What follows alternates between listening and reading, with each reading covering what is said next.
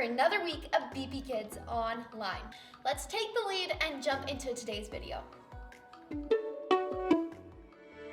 Hi, I'm Dami, and this is the memory verse of the month, Micah 6:8. And what does the Lord require of you? To act justly and to love mercy, and to walk humbly with your God.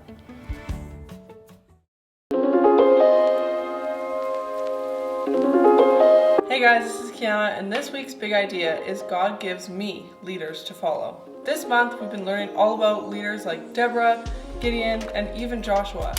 And we want you to be leaders too. And in order for you to be a good leader, you need to follow the examples of other leaders. Just remember, God gives us leaders to follow.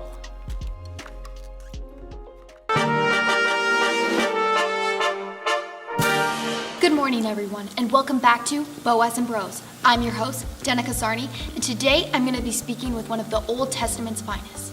She's strong, she's bold, she's loyal, she's a personal friend of mine. Who is she? She's Ruth. Let's give it up, everyone. Thank you, Danica, so much for having me today. Thank you for being here. We are so excited to have you. So, today I'm going to ask you the question that all the fans are wondering. How are things? You know, I've never been better. Yeah? And how are the grandkids? Oh my gosh, the grandkids are great. Did you know that my great-great-great-grandson David actually became king? That's really special I for know, your family. I'm so proud. I'm just so proud. Yeah. And you know who came from the line of David? Who? Jesus. I know. That's right? crazy. I know. Wow. Yeah, I feel so blessed. And how's your mother-in-law? Oh, Naomi is doing wonderful. Yeah, she's doing wonderful. I just love her so much. So tell us about Naomi. How did all of this happen? You know, Naomi is doing so well. And you know, Naomi, she's my mother-in-law. And so way back in the day, I actually married one of her sons. And I married into the Israelite family because they were an Israelite family, but I wasn't. I married into their family, and unfortunately, my first husband passed away. Yeah, so sad. But, and Naomi's husband, my father-in-law, also passed away. And so both of us were left without a husband, and normally the husband, back in those times, was the provider for the family. And so typically when you would be widowed, you would go home to your own family. So I would have went home to my own family, and Naomi would have went home to hers. But since she had just lost her husband and her two sons, I didn't want to leave her alone. So I really had to take some inner strength and stay with her instead of returning to my own family. And we stuck together, and we decided to go home to her family together. And what'd you guys do there? Well, when we got there, we were very hungry. Normally, where the husband is the provider, we had to try and figure out what we would do for food. And so I decided that I would go into the field and I would glean some wheat, which basically means anything that the harvesters would drop on the ground, I would collect as much of it as I could so that Naomi and I could eat. But then, the owner of the field spotted me. Who was that? Boaz. Boaz? I think I've heard about him. Yes. So he spotted me in the field collecting some of the grain off of the ground. And I will say there's not a lot to collect off of the ground because it's only what the harvesters would maybe drop as they were going by. But Boaz told his workers that they should leave a little bit of extra behind for me so that I could collect it. That is so sweet of him. I know. So then I was collecting more and more wheat, and I was able to meet him. And so I went home and I told Naomi, I met a man named Boaz, and he's been very, very kind to me. And she was so excited, and I thought, why is she so excited? You know what I found out? What'd you find out? Boaz is her relative. That's insane. Yeah. Naomi at this time was so sad. She just felt so bitter. She actually changed her name to, in Hebrew, what meant bitter. She was so upset that she lost her husband and her son, and now there was no hope for her family. She wouldn't be able to have an heir in her family. But Boaz, being her relative and being the kinsman redeemer of the family. Wait, well, what's a kinsman redeemer?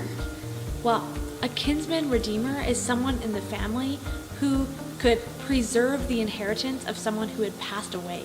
So when Boaz chose to marry me, then he was able to actually redeem the inheritance of Naomi's husband who had passed away so that the family inheritance could continue. Interesting. And how did you go about actually getting to marry him? Well, Naomi had a plan. What was the plan? She told me that I should marry Boaz since he's our kinsman redeemer, and then our family could continue to have its inheritance. So she wanted me to dress up in my nicest clothes, this outfit right here, Beautiful. and she told me that I should go into his tent at nighttime and lay at his feet. That seems a little bit odd. It is a little bit odd, but I did what she told me, and Boaz woke up and he was kind of startled. I mean, I don't really blame him. It probably was a little unexpected. Yeah. But I was just doing what Naomi told me I should do. And so when he woke up, I asked him if he would be our kinsman redeemer, if he would marry me. And he said yes. That is so awesome. I know. So, anyways, we got married, and now I'm part of God's family because I was married again into the Israelite family. And tell us, did God give you any help in this adventure? Yes, God gave me extraordinary strength. It took a lot of strength for me to actually stay with Naomi and for us to travel home to where her family lives and for us to try and survive together. And you know what? At the end of the day, even though both of us went through so much hardship, we know that God gives us the strength to continue on and to live in the way that He wants us to live. That's so awesome. Thank you for sharing. I loved learning about Ruth's story. Ruth had Naomi in her life, someone that she could follow as a leader in her life. I don't know about you guys, but I have some pretty wonderful leaders that I have in my life that I'm so blessed that they get to help lead me in things that I don't know how to do. Sometimes we need leaders to follow. Yes, all month we've been learning about being a leader, but sometimes we do need leaders to follow. In my life, I have really great leaders at our young adults group at BP Church that I get to follow all the time. I have leaders like my friend Michaela and my friend Amanda that actually help me and lead me and help guide me when I need direction. You know, we can all be leaders, but I want to encourage you guys today that we also need leaders to follow if we want to be good leaders. So I want to leave you guys with that today. Remember our big idea that God gives us leaders to follow.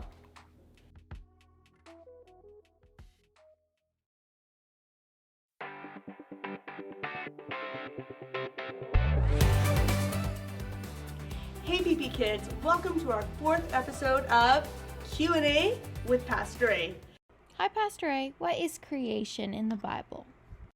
Today we're talking about the word creation. You might have heard that word before. It actually talks a lot about in the Bible in the first few chapters of the book of Genesis. Genesis means the beginning of course, creation. Where did we come from? Who made us? How did God create the world? Well, if you want to find out more about creation and how He did it, turn to Genesis chapter 1 and 2. It will tell you all about how God created you and created me.